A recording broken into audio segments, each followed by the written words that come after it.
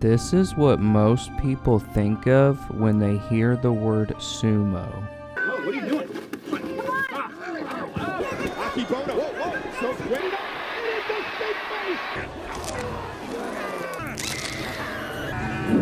But the reality of this brutal sport is more like this.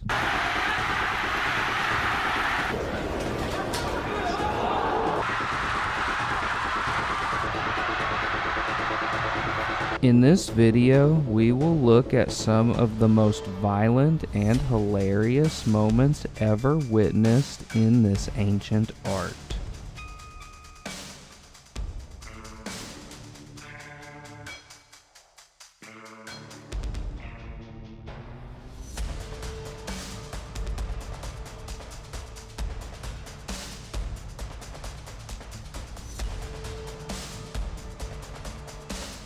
A practitioner of sumo is known as a rikishi. The average rikishi stands well over 6 feet and weighs around 350 pounds, but some of these behemoths weigh as much as 500 pounds. Do not be fooled by their grotesque obesity, because underneath all of that fatness, there are actually thick layers of dense muscle. The match begins the moment both fists of both rikishis touch the ground. From here, both of them will spring off the line as hard as they can at a speed of up to 40 miles per hour. This is called the takeai, and it is like two NFL linemen clashing without any protective gear on.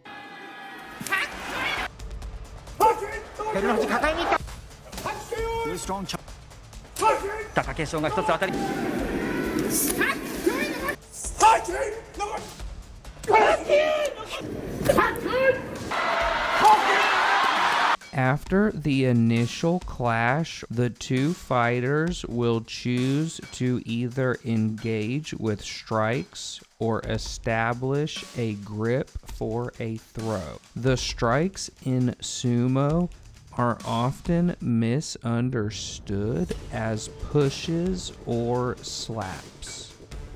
The name of the technique in Japanese is oshizumo, which technically means to thrust.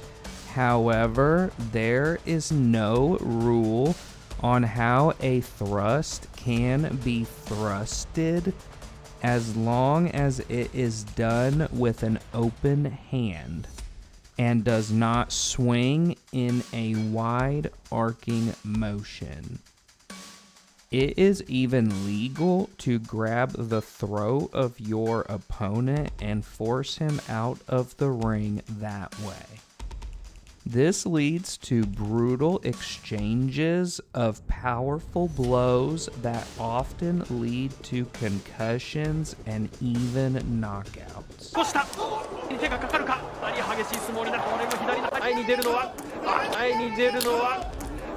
If strikes fail, the two wrestlers can engage a grappling clinch in order to execute a throw. There are a variety of throws a rikishi can end the match with.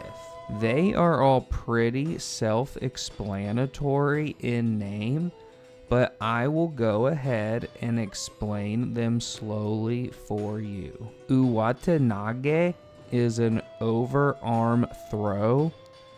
This is where a rikishi grips over the opponent's belt in order to throw. The tsukaminage is a lifting throw. This is where a rikishi will lift the opponent and throw them backwards. As I said, pretty self-explanatory.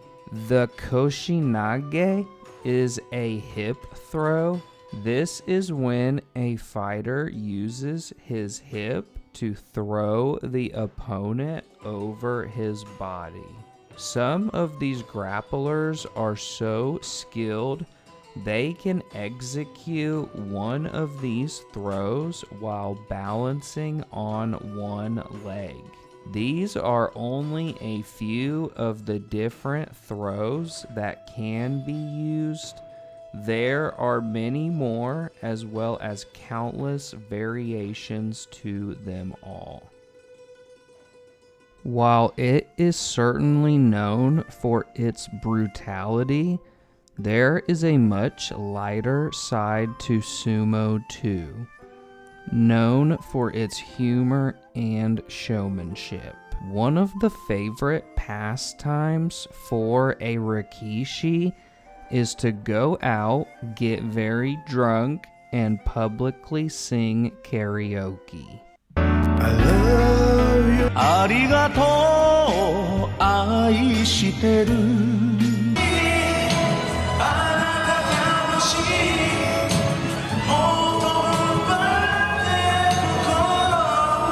Look at how the Japanese crowd can't get enough of it.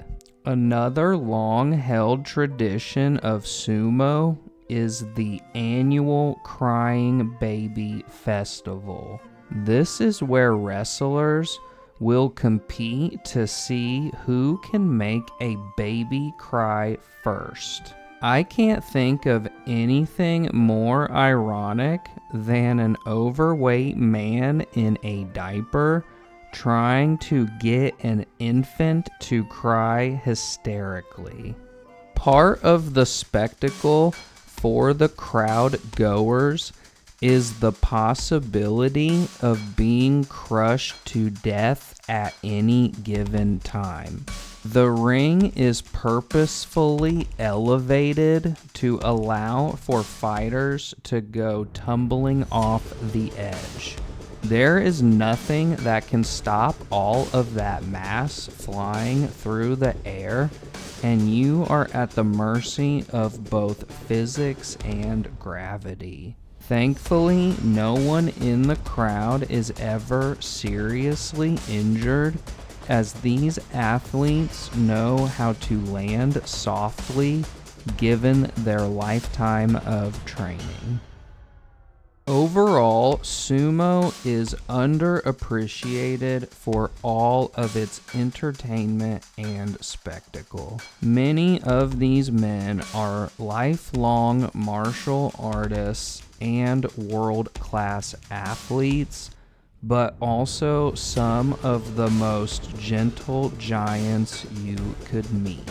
They move with blitzing speed, display immense power, and warm the hearts of all who watch.